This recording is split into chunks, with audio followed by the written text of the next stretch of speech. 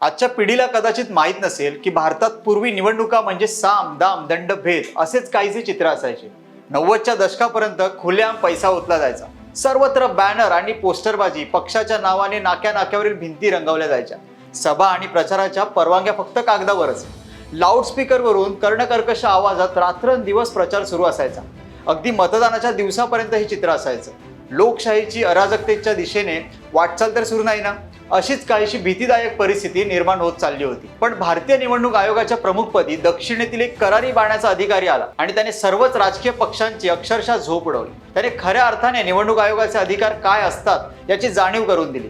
राजकीय नेत्यांच्या उरात धडकी भरणाऱ्या या अधिकाऱ्याचे नाव होते TN शेषन। नमस्कार, मी विक्रांत नलावडे। आपण पाहतात मुंबई आउटलुक। राजकीय कुटाणा या सेगमेंटमध्ये आज आपण जाणून घेणार आहोत अशा अधिकाराविषयी ज्याने भारतीय निवडणूक व्यवस्थाच बदलून टाकली। सत्तेच्या गुरमीत वावरणाऱ्या नेत्यांना वठणीवर आणले।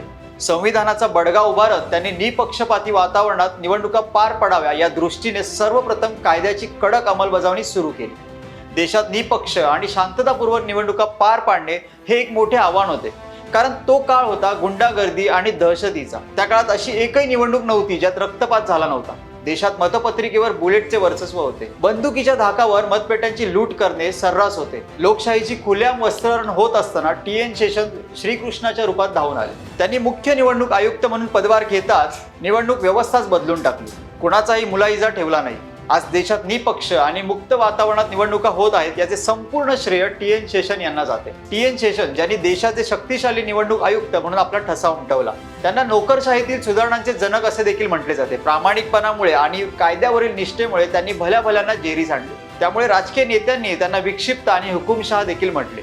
पण व्यवस्थेत क्रांतिकारी बदल घडवून आणणारे शेषन कष्टकरी, बुद्धिजीवी आणि मध्यमवर्गीयांचे नायक ठरले। मूळचे केरळच्या पल्लक्कड येथील TN शेषन यांनी 1955 मध्ये भारतीय प्रशासकीय सेवेत प्रशिक्षणार्थी म्हणून आपल्या कारकिर्दीला सुरुवात केली। त्यांच्या पहिल्याच पोस्टिंगमध्ये शेषन यांनी आपली तीक्ष्ण वृत्ती दाखवली आणि तामिळनाडूच्या मदुराई जिल्ह्यातील दिंडीगुल येथे उपजिल्हाधिकारी म्हणून कार्यरत असताना निधीच्या गैरव्यवहाराच्या आरोपाखाली एका राजकीय व्यक्तीला त्यांनी अटक केली। मंत्र्याच्या दबावानंतरही आरोपींना सोडले नाही। चेन्नईत ट्रॅफिक कमिशनर असताना एकदा एका ड्रायव्हरने त्यांच्या मर्मावर बोट ठेवले। जर तुम्हाला बसचे इंजिन समजत नसेल आणि बस कशी चालवायची हे माहीत नसेल तर तुम्हाला ड्रायव्हरच्या समस्या कशा समजणार, असा सवाल त्याने केला। शेषन यांनी हे आव्हान स्वीकारत ते फक्त बस ड्रायव्हिंगच शिकले नाही तर वर्कशॉपमध्ये मेकॅनिकलची माहिती देखील घेतली। एकदा त्यांनी प्रवाशांनी भरलेल्या बसला रस्त्याच्या मधोमध थांबवत स्टेअरिंग हातामध्ये घेत ती तब्बल 80 किलोमीटर पर्यंत चालवत नेली। TN शेषन यांचा तामिळनाडूच्या मुख्यमंत्र्यांशी मोठा संघर्ष झाला होता, त्यामुळे त्यांना प्रतिनियुक्तीवर दिल्लीला देखील पाठवण्यात आले। शेषन यांच्या करारी बाण्यामुळे केंद्रातही कोणताही मंत्री त्यांना आपल्या विभागात घेत नसत। दरम्यानच्या काळात त्यांची राजीव गांधींची जवळीक वाढली। त्यांना अंतर्गत सुरक्षा सचिव बनवण्यात आले। तब्बल 10 महिन्यानंतर त्यांना कॅबिनेट सचिव बनवण्यात आले। राजीव गांधी डिसेंबर 1989 मध्ये निवडणुकीत हरले। त्यांना पंतप्रधान पद सोडावे लागले। तेव्हा TN शेषन यांची नियोजन आयोगात बदली झाली। शेषन यांची मुख्य निवडणूक आयुक्त बनण्याची कहाणी मोठी मनोरंजन आहे। केंद्रीय वाणिज्य मंत्री सुब्रमण्यम स्वामी यांनी डिसेंबर 1990 ला शेषन यांना तत्कालीन पंतप्रधान चंद्रशेखर यांचे दूत म्हणून मुख्य निवडणूक आयुक्तपदी ऑफर दिली। शेषन या प्रस्तावाने फारसे उत्साहित नव्हते, कारण कॅबिनेट सचिव विनोद पांडे यांनी त्यांना हा प्रस्ताव आधीच दिला होता। शेषन यांनी या प्रस्तावावर राजीव गांधी यांची भेट घेतली। राजीव गांधी यांनी शेषन यांना मुख्य निवडणूक आयुक्तपद स्वीकारण्यास संमती दिली। विशेष म्हणजे निवडणूक आचारसंहितेच्या कडक अंमलबजावणीस कारणीभूत ठरली महाराष्ट्रातील एक निवडणूक। सन 1990 मध्ये अहमदनगर जिल्ह्यात कोपरगाव आणि नगर दक्षिण असे 2 लोकसभा मतदारसंघ होते। यावेळी काँग्रेसने बाळासाहेब विखे यांना डावलून यशवंतराव गडाख यांना तिकीट दिले। गडाख हे शरद पवार समर्थक होते। पवारांनी गडाखांसाठी सक्रिय प्रचार केला। या निवडणुकीत विखे हरले आणि गडाख जिंकले।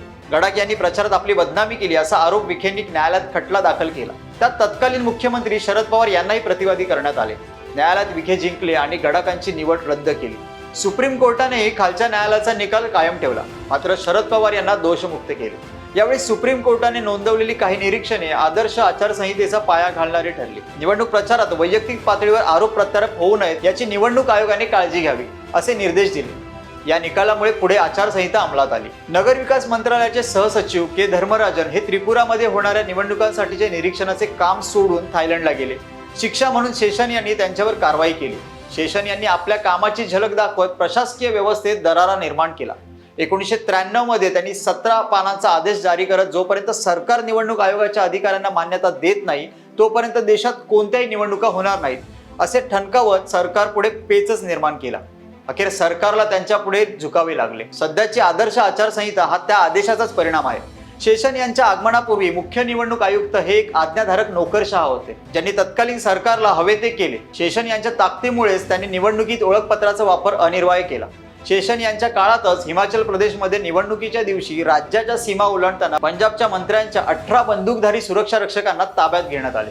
उत्तर प्रदेश आणि बिहार सीमेवर तैनात नागालँड पोलिसांनी बिहारचे आमदार पप्पू यादव यांना सीमा ओलांडू दिली नाही. हिमाचल प्रदेशचे तत्कालीन राज्यपाल गुलशेर अहमद यांनी पदावर असताना सतना मतदारसंघात आपल्या मुलाचा प्रचार केल्यामुळे शेषन यांनी निवडणूकच पुढे ढकलली. त्यामुळे राज्यपालांना आपल्या पदाचा राजीनामा द्यावा लागला होता.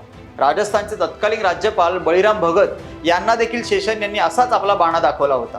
आचारसंहितेचे उल्लंघन झाल्यामुळे पश्चिम बंगालमधील राज्यसभेच्या जागेसाठी घेण्यात आलेली निवडणूक होऊ दिली नव्हती.